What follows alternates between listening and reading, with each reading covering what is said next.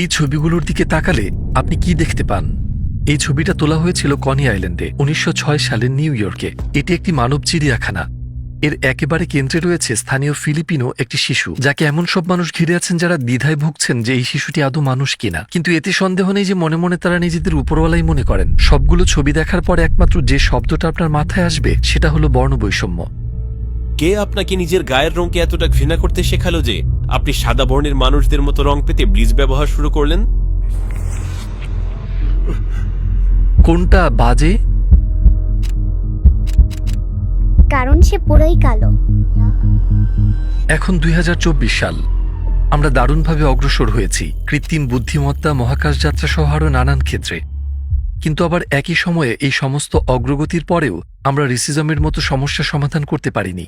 এমন একটা দৃশ্য কল্পনা করে দেখুন যেখানে হাজারো মানুষ এমনকি আপনাকে মানুষ বলেই মনে করছে না, এমনকি আপনার মৃত্যুতেও কিছু যায় আসে না, কারণ আপনি দেখতে তাদের মতো নন। বর্ণবৈষম্যের উত্থান কিভাবে ঘটে, একে নিয়ে ইতিহাসের পাতায় কি ঘটেছিল এবং আজকের দিনে কি ঘটছে, এবং সবশেষে আপনি দেখতে পাবেন কিভাবে ইসলাম মানব ইতিহাসের সবচেয়ে লজ্জাজনক অধ্যায়ের এক চমৎকার সমাধান নিয়ে এসেছিল। আপনি তৈরি থাকলে চলুন শুরু করা যাক। চলুন শুরুতে দেখানো ছবিগুলোতে ফিরে যাই। এই শিশুটি কতটা খুশি বলে আপনার মনে হয়? এমনকি সে জানেই না যে সে ঠিক কোথায় আছে। যখন আপনি প্রথমবার ওকে দেখবেন, আপনি এই মানসিকতা বুঝিয়ে উঠতে পারবেন না। তোমার সাথে এই যে অন্যায় এবং হিংস্র আচরণগুলো করছি, তুমি সেগুলোরই যোগ্য। কেন? কারণ আমার মতো একই রং বা বর্ণের তুমি নও। হ্যাঁ, তারা ঠিক এরকমটাই ভাবে। তাদের মতো এই মানুষগুলো আদিম। এদেরকে তারা উপহাস করতে পারে কারণ তারা এদের বর্বর বলে মনে করে। এদেরকে তারা বিরক্তি করার অপদার্থ বলে মনে করে। সংস্কৃতির ভিন্নতার কারণে তারা এটাও চায় না যে এই মানুষগুলো স্বাধীনভাবে বাঁচুক। এই বর্ণবাদী মানুষগুলো সাধারণত যা করে, প্রথমত এই মানুষগুলোকে তাদের নিজেদের সাথে তুলনা করে, আর এরপর তাদের নিজেদের সমাজের শ্রেষ্ঠত্ব এদের উপর চাপিয়ে দেয়। কি যে এক চরম সভ্য আচরণ! মানবতা কতটা নিষ্ঠুর হতে পারে সেটার কেবলমাত্র একটি হৃদয় বিদারক উদাহরণ হচ্ছে মানব চিড়িয়াখানা।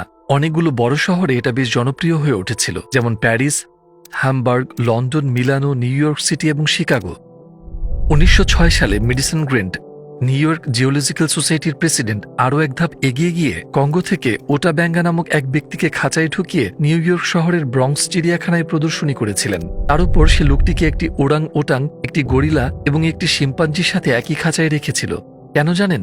কারণ ওই খাঁচাটাতে লেখা ছিল মানবজাতির প্রাচীনতম পূর্বপুরুষ। তো কঙ্গোর এই ব্যক্তিটি ছিলেন বিবর্তনের ধারায় তথাকথিত মিসিং লিঙ্ক, এবং প্রত্যেকেরই তাকে সেই নজরেই দেখা উচিত, তার যত খারাপই লাগুক না কেন। কিন্তু আমেরিকায় যে ঘটনাগুলো ঘটেছিল সেগুলো কি শুধু কালো মানুষদের বিপক্ষেই ছিল? দুর্ভাগ্যজনকভাবে না। এখন চলুন নেটিভ আমেরিকান মানুষগুলোর উপর অত্যাচারের সময়কালটিতে ফিরে দেখা যাক, দি ইন্ডিয়ান ম্যাসাকার। সেই সময়টা যখন আমেরিকা উপনিবেশে পরিণত হচ্ছিল।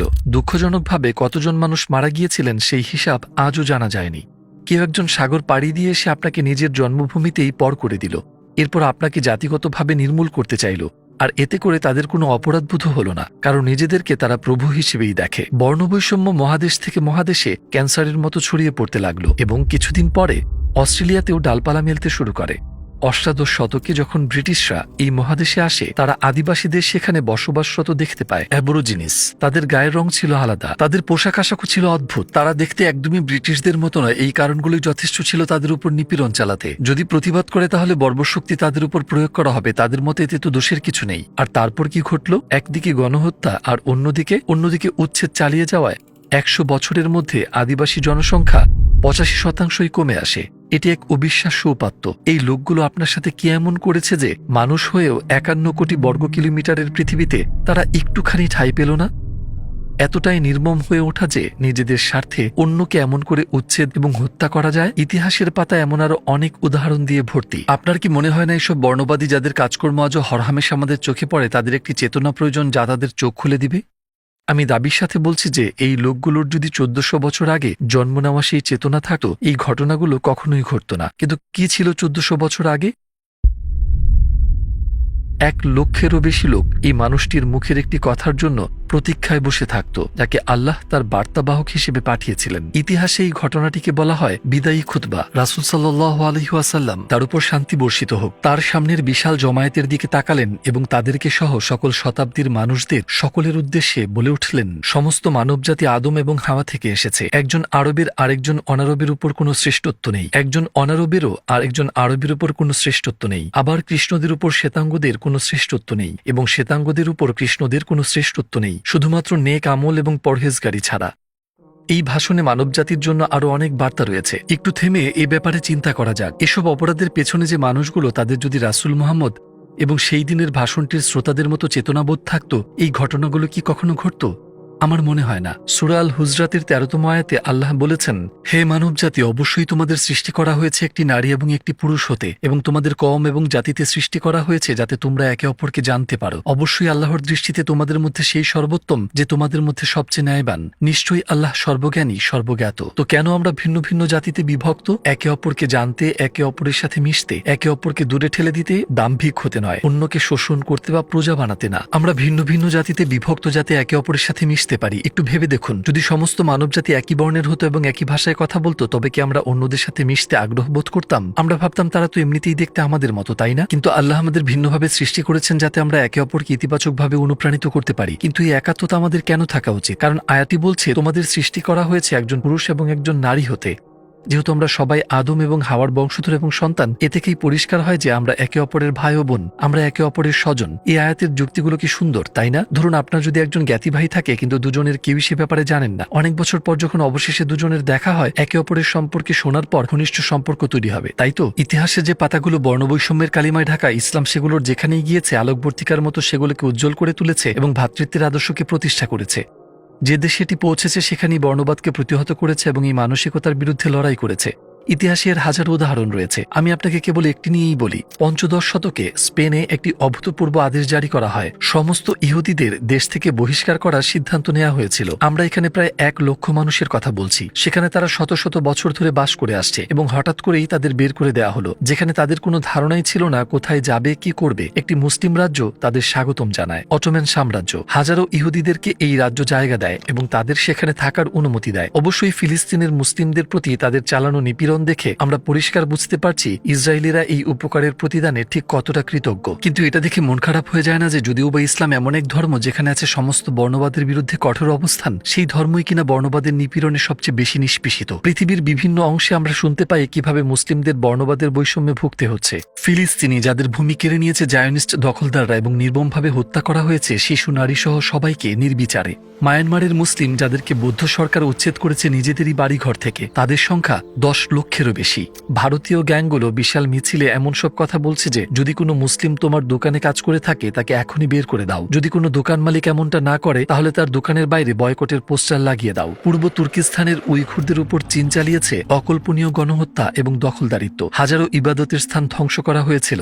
অসংখ্য শিশুর ধর্মীয় শিক্ষার পথ বন্ধ করে দেয়া হয়েছিল। আপনি হয়তো ভাবছেন এই লোকগুলো যারা মুসলিম সহ অন্যদের বিরুদ্ধে বর্ণবাদী অপরাধ করেছে তারা কি অপরাধ বোধে ভোগে না? যেমন নিষ্পাপ শিশুদের উপর বোমা বর্ষণ করে ইসরায়েল তার বিবেকের তাড়না থেকে মুক্তি পায় কি করে? ঠিক এই জায়গাটাতেই সাইকোলজির একটি দারুণ দৃশ্যপট আসে, ডেমোনাইজেশন। অন্য কথায় কোনো নিষ্পাপ ব্যক্তিকে খারাপ বা নিকৃষ্টতর দেখানো এবং এতে বিশ্বাস করে তারা অন্যদের বিরুদ্ধে ঘটানো নিপীড়নকে ন্যায্য এবং স্বাভাবিক করে নেয় যাতে তারা বিবেকের দংশন থেকে মুক্তি পেতে পারে। ইসরায়েলি সরকার ঠিক এইভাবেই চিন্তা করে। তারা নিজেরাই আবার সাধারণ মানুষের উপর বোমা বর্ষণ করে আর বলে বেড়ায় আমরা মানুষ নামের পশুদের বিরুদ্ধে লড়ছি এবং আমরা সঠিক পদক্ষেপে নিয়েছি। কি করে এই অসুস্থ মানসিকতা তৈরি হয়? কোরআন 1400 বছর আগে সেটারও ব্যাখ্যা দিয়ে গেছে।